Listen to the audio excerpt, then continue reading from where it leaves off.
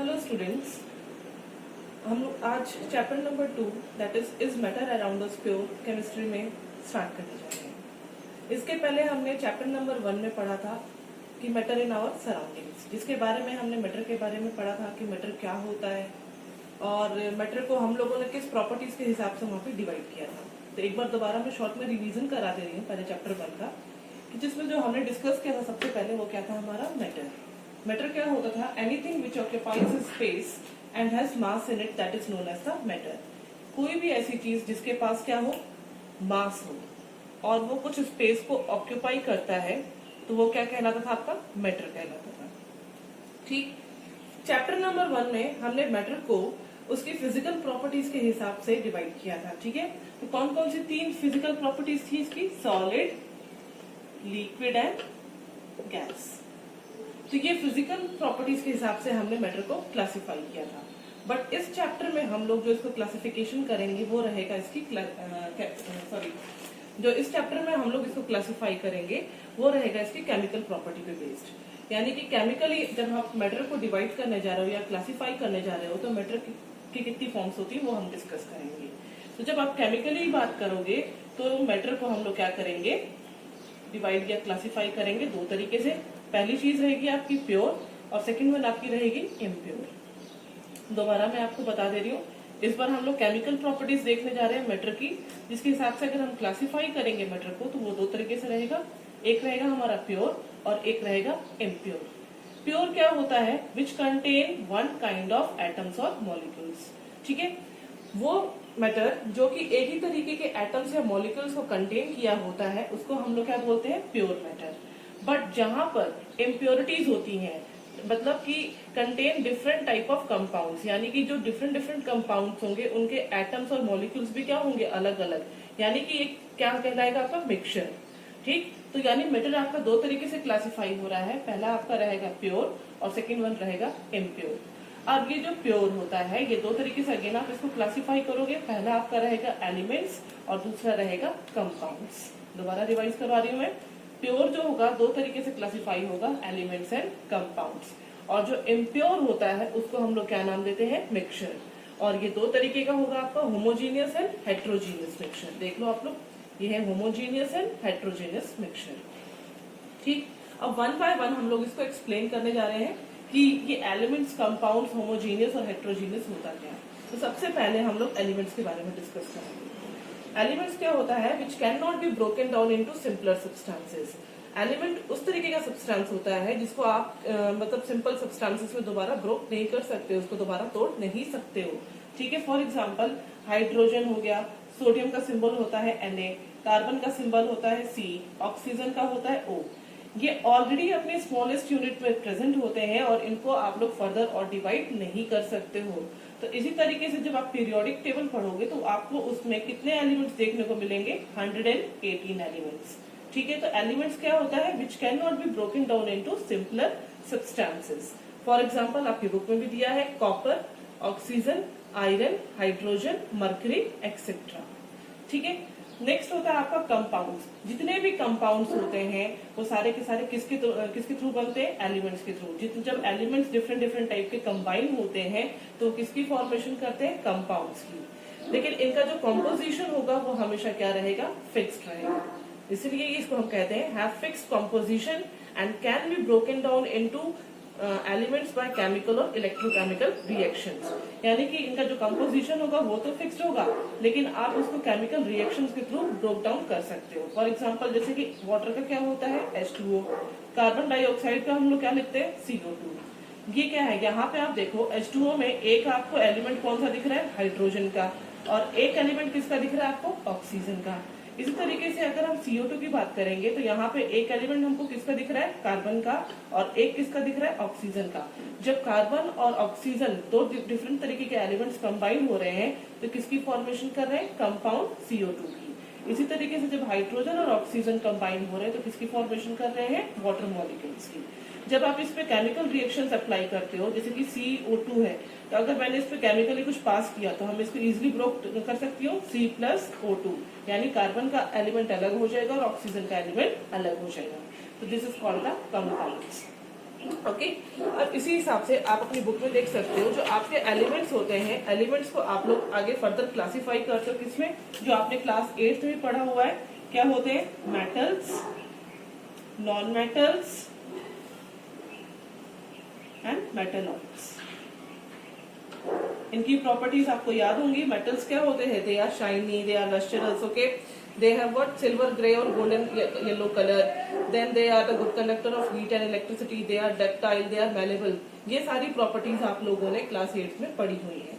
और just non metals की property just metal के अपोजिट होती थी, और मेटलॉइड वो होता था जिसके अंदर दोनों की प्रॉपर्टी होती है, मेटल एंड नॉन मेटल्स की। तो ये आपका जो एलिमेंट होते हैं, एलिमेंट के सब पार्ट्स कौन से कहलाते हैं, metals, non metals and metalloids. उसके बाद कंपाउंड्स आपको पता चल गया कि डिफरेंट डिफरेंट टाइप के एलिमेंट्स जब कंबाइन होते हैं तो किसकी फॉर्मेशन करते हैं, कंपाउंड्स की। जो नेक्स्ट अब हम इसमें डिस्कस करने जा रहे हैं वो आपका रहेगा impure substances, that is called the mixture. अब याद रखना कि मिक्सचर क्या होते हैं, दो तरीके के होते हैं, एक आपका होता है होमोजीनियस मिक्सचर और एक आपका होता है हेट्रोजीनियस मिक्सचर। ठीक है, होमोजीनियस मिक्सचर क्या होता है कि जो कि मतलब इसका जो कंपोजिशन होता है वो यूनिफॉर्म होता है थ्रू आउट द मिक्सचर, यानी कि इसका जो कंपोजिशन, जो भी चीज आप यूज करोगे उसके अंदर कोई चेंजेस नहीं आएगा। फॉर एग्जांपल अगर मैंने वाटर के अंदर शुगर को मिक्स किया तो क्या आप थोड़ी देर बाद जब अच्छे से मिक्स कर लेते हो तो शुगर के पार्टिकल्स आपको उसमें दिखाई देंगे? क्या आप शुगर के पार्टिकल्स को वाटर में से अलग निकाल सकते हो? पॉसिबल नहीं है। ठीक है, इसी तरीके से अगर मैं सॉल्ट वाटर बनाती हूँ, सॉल्ट को जब अच्छे से मिक्स कर लेते हो तो वो किस तरीके का सॉल्यूशन होता है, सॉल्ट सॉल्यूशन हो जाता है। क्या आप उसमें से दोबारा सॉल्ट को अलग निकाल सकते हो? पॉसिबल नहीं है। तो इस टाइप के मिक्सचर्स के आपके क्या कहलाते हैं, होमोजीनियस मिक्सचर। और इसको हम कहते हैं if a mixture has a uniform composition throughout then the mixture is said to be homogeneous. लेकिन जहां पर मिक्सचर के अंदर यूनिफॉर्म कंपोजिशन नहीं होता है throughout the mixture, then it is called the heterogeneous mixture. For example अगर आप वाटर के अंदर सैंड पार्टिकल्स को मिक्स करते हो तो क्या होता है, कंप्लीटली सैंड पार्टिकल्स मिक्स हो जाते हैं? नहीं होता। थोड़ी देर अगर आप सॉल्यूशन को छोड़ दोगे तो जितने सैंड पार्टिकल्स होते हैं वो बॉटम पे जाकर सेटल डाउन हो जाते हैं। Easily you can separate the sand particles from the water. So okay, the mixture in which you can see the particles, okay, that is called the heterogeneous mixture, but in this one case you can't see the particles through your naked eyes, क्योंकि यहाँ पे जो particles आपने mix किए हैं उसका size बहुत ही छोटा होता है, बहुत ही small होता है, which you can't see through your naked eyes. Okay, so this type of mixture is called the homogeneous, while in which you can see the solute, that is called the heterogeneous mixture. ठीक है, यहाँ पे हमने sand के अंदर water को add किया, आप सैंड के पार्टिकल्स देख सकते हो। इसी तरीके से अगर आप चॉक को वाटर के अंदर ऐड करते हो तो चॉक के पार्टिकल्स क्या होते हैं, नीचे जाकर के सेटल डाउन हो जाते हैं। तो that is again the example of the heterogeneous mixture. ठीक है, तो इस चैप्टर में हमें बेसिकली इसी सब चीजों के बारे में पढ़ना है कि मेटर क्या होता है, कितने टाइप का मेटर होता है, that is pure and impure. Pure के अंदर आपके कौन कौन से आ रहे हैं, elements and compounds, while impure के अंदर आपके आते हैं homogeneous and heterogeneous mixture. Okay, now we start this chapter. Matter जो मैंने था आपको जस्ट अभी एक्सप्लेन किया कि मेटर क्या होता है, anything which occupies space and has mass in it, that is known as the matter. अब यहाँ पर प्योर का मतलब क्या होता है, जो हम आप पैकेट लेके आते हो ना, मतलब मार्केट से दूध के पैकेट्स, तो उस पर लिखा होता है प्योर मिल्क। तो क्या वो मिल्क वाकई में प्योर होता है? इस pure milk is actually pure? आपका क्या कहना है? क्योंकि मेरे हिसाब से ये प्योर नहीं होता, क्योंकि जो आप पैकेट लेकर आते हो उसके अंदर क्या क्या चीज होती है, उस मिल्क के अंदर दैट इज अ मिक्सचर। उसके अंदर क्या होता है, वाटर भी होता है, फैट भी होता है, प्रोटीन भी होता है। तो ठीक है, अगर आप इंग्लिश लैंग्वेज में यूज कर रहे हो तो that is called the pure milk, but in science it is not pure because it is a mixture which contains the water, fat and protein. Okay, so pure substances consist of single type of particle, जिसके अंदर same type के particles होते हैं, that is called the pure. अब मान लो for example oxygen की बात करूंगी तो ऑक्सीजन के सारे एटम्स कैसे होंगे, एक ही तरीके के होंगे। इसके अंदर कार्बन का कोई एलिमेंट, सॉरी कार्बन का कोई एटम नहीं आकर के रह सकता। इट मीन्स यहाँ पे जितने भी आपको एटम्स दिख रहे हैं कार्बन के अंदर या ऑक्सीजन के अंदर, ये सारे के सारे क्या आपके रहेंगे, सेम। इसमें कार्बन का जो एटम होगा वो एंटर नहीं करेगा, and that is called the pure. Just मैंने अभी आपको बताया मिक्सचर क्या होता है, when to or more substances mixed at random, randomly आप दो या दो से ज्यादा सब्सटेंसेस को जब मिक्स करते हो आपस में, then it is called the mixture. For example आप लोग शुगर के अंदर वाटर ऐड करते हो, that is again a mixture. Lemon juice में वाटर ऐड कर रहे हो गर्मियों में पीने के लिए, that is again what mixture. ठीक है, मिल्क क्या हुआ, मिल्क को जस्ट मैंने अभी आपको एक्सप्लेन किया, that is again the mixture.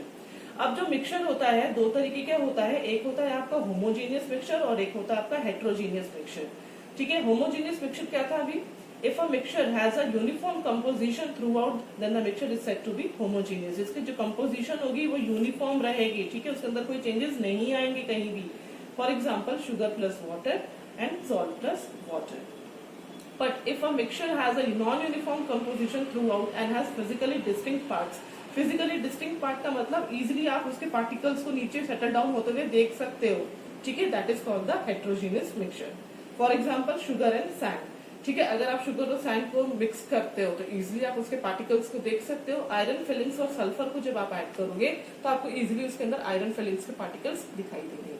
ठीक, अब इसी मिक्सचर के अंदर हमें तीन तरीके के सॉल्यूशंस पढ़ने होंगे, जिसमें सबसे पहला रहेगा हमारा सॉल्यूशन और ट्रू सॉल्यूशन। सेकेंड हम पढ़ेंगे इसमें सस्पेंशन क्या होता है और थर्ड क्या होता है हमारा कोलैडिंग सॉल्यूशन। बट आज के लेक्चर में जस्ट हम लोग सॉल्यूशन के बारे में पढ़ेंगे।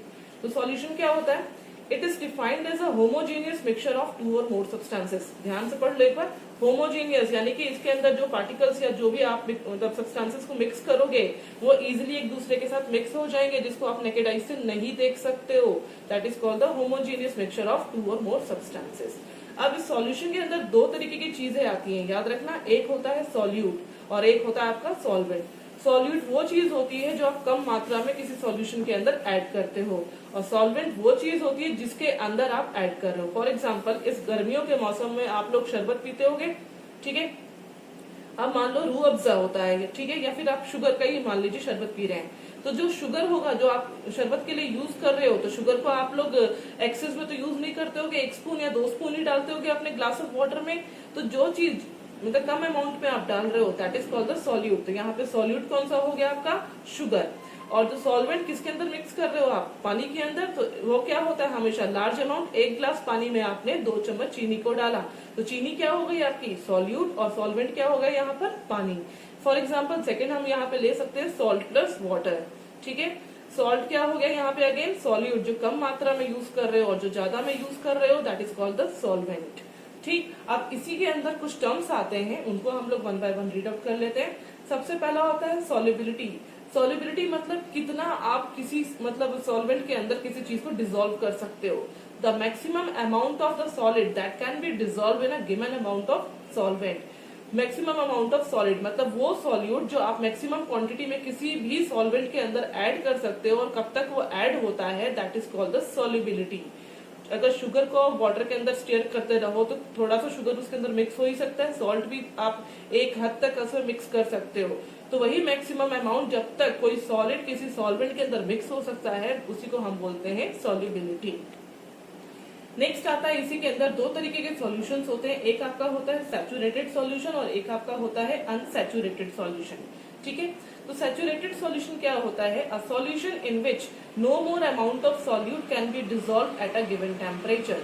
ठीक है, एक मतलब तरीके का सॉल्यूशन होता है जिसके अंदर एक स्टेज ऐसी आती है जिसके बाद अगर आप सॉल्यूट को ऐड भी करना चाहो तो वो आगे जाकर के ऐड नहीं हो पाता है। जैसे कि आप लोगों ने लैब में किया होगा, वाटर के अंदर CuSO4 सॉल्यूशन को ऐड करते थे, ब्लू कलर आता था वाटर का जो, ठीक है, आप क्या कर रहे हो कंटिन्यूअसली वाटर के अंदर CuSO4 को ऐड करते जा रहे हो, कुछ टाइम तक तो मिक्स हो जाएगा और वाटर का कलर आपको ब्लू दिखेगा, लेकिन कुछ समय बाद ऐसा होगा कि CuSO4 वाटर के साथ मिक्स नहीं हो पाएगा और वो क्या होगा नीचे की तरफ सेटल डाउन होता जाएगा। ठीक है, when CuSO4 stops adding in water after some time then the solution become the saturated solution. Okay, unsaturated में ले लो a solution in which more of the solid can be dissolved at a given temperature.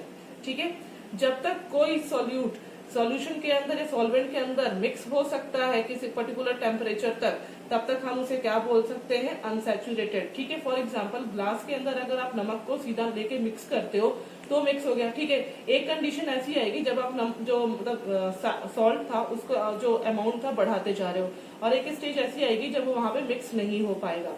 तो उसको mix करने के लिए आप क्या करोगे, थोड़ा हीट भी प्रोवाइड करोगे जिसके कारण थोड़ा सा सॉल्ट और मिक्स होगा, बट उसके आगे वो मिक्स नहीं हो पाएगा। जब आगे जाकर के वो मिक्स नहीं हो पाएगा तब वो क्या कहलाएगा सैचुरेटेड, बट जब तक वो मिक्स होता रहेगा वाटर के अंदर then it is called the unsaturated. ठीक है, a solution in which more of the solid can be dissolve at a given temperature. CuSO4 जब तक वाटर में ऐड हो रहा है तब तक वो क्या कहलाएगा, अनसैचुरेटेड, और जब वो उसके अंदर डिसॉल्व होना बंद कर देगा तब वो क्या कहलाएगा, आपका सैचुरेटेड सॉल्यूशन। ठीक है, इसके बाद जो नेक्स्ट आपका है, यहाँ पे मैं कुछ आपको एग्जांपल्स दे रही हूँ जो आपकी एनसीईआरटी पे बेस्ड है। सॉल्यूशन में, सॉल्यूशन के अंदर हमें दो चीजों की जरूरत होती है, एक सॉल्यूट जो हम लोग लेस अमाउंट में ऐड करेंगे, सॉल्वेंट जो होगा हमारा वो लार्ज अमाउंट में होगा। पहला सॉल्यूशन आप घर पे बनाते हो, शुगर सॉल्यूशन। ठीक है, जो शुगर सॉल्यूशन होता है इसके अंदर शुगर क्या हो जाएगा, आपका सॉल्यूट, और जो वाटर हो जाएगा जिसके अंदर आप मिक्स कर रहे हो that is called the solvent. इसी तरीके से सेकेंड एग्जांपल दिया है कि solution of iodine in alcohol, यानी आयोडीन को जब आप अल्कोहल में मिक्स करते हो तो याद कर लो इसको क्या बोलते हैं, tincture of iodine. Solution of iodine in alcohol is known as a tincture of iodine, जिसमें आयोडीन को आप किसके अंदर मिक्स कर रहे हो, अल्कोहल में, इसलिए आयोडीन आपका क्या हो जाएगा, सॉल्यूट, और अल्कोहल क्या हो जाएगा आपका सॉल्वेंट। इस तरीके से एरिएटेड ड्रिंक्स जो होते हैं, जो सोडा वाटर हो गया, कोल्ड ड्रिंक्स हो गया, इसके अंदर हम लोग क्या करते हैं, जब आप बॉटल को खोलते हो तो क्या होती है, गैस से रिलीज होती है, that is called the carbon dioxide gas. ठीक है, तो जो आप carbon dioxide gas aerated drinks में यूज कर रहे हो that is called the solute, और ये किसके अंदर मिक्स हो रहा है, वाटर लिक्विड के अंदर, then it is called the solvent. Air भी क्या होती है, it is again a mixture of gases. ठीक, तो ये आपके कुछ एग्जांपल्स हो गए सॉल्यूशन के। इसके बाद सॉल्यूशन की कुछ प्रॉपर्टीज होती हैं, जस्ट मैंने अभी आपको एक्सप्लेन किया था। Solution is a what, homogeneous mixture of two or more substances, यानी सॉल्यूशन कैसा रहेगा, हमेशा आपका होमोजेनियस मिक्सचर, जिसके अंदर पार्टिकल्स को आप लोग इजिली अपने नेकेड आई से नहीं देख सकते हो क्योंकि इसका साइज बहुत ही स्मॉल होता है। Size of particles is smaller than 1 nanometre, याद रखना इसके जो पार्टिकल्स होते हैं उसका साइज 1 नैनोमीटर से भी छोटा होता है। Because of very small in size, they do not scatter a beam of light passing through the solution. ये इतने छोटे पार्टिकल्स होते हैं जिनके थ्रू क्या होते हैं, लाइट की जो पाथ होती है या जो लाइट होती है वो स्कैटर नहीं हो पाती है सॉल्यूशन से। ठीक है, तो याद रखना ये नेक्स्ट टॉपिक रहेगा आपके इस चैप्टर में कि जब किसी सॉल्यूशन से लाइट पास हो जाती है जिसके थ्रू आप लाइट का पाथ इजिली देख सकते हो, तो उस कंडीशन को हम लोग क्या बोलते थे, टिंडल इफेक्ट। यानी कि जब सॉल्यूशन के अंदर आप लोग लाइट के पास होने का रास्ता नहीं देख पा रहे हो तो यानी ये क्या होगा, ये टिंडल इफेक्ट की प्रॉपर्टी को शो नहीं करेगा, it does not show this Tyndall effect property. Okay, जहां पे लाइट सॉल्यूशन से पास हो जाएगी वो टिंडल इफेक्ट को शो करेगा, और जहां पे नहीं पास होगी वहां पे वो शो नहीं करेगा। तो सॉल्यूशन के केस में याद रख लेना कि टिंडल इफेक्ट की प्रॉपर्टी नहीं होती क्योंकि यहाँ पे लाइट पास नहीं हो पाती है। ठीक है, path of light is not visible. Next property होती है the solute particles do not settle down when left undisturbed. अगर आप शुगर वाटर ऐड कर दो, थोड़ी देर के लिए रख भी दो, तो क्या शुगर के पार्टिकल्स का नीचे सेटल डाउन होते हुए आपको दिखाई देते हैं, नहीं हो पाता है।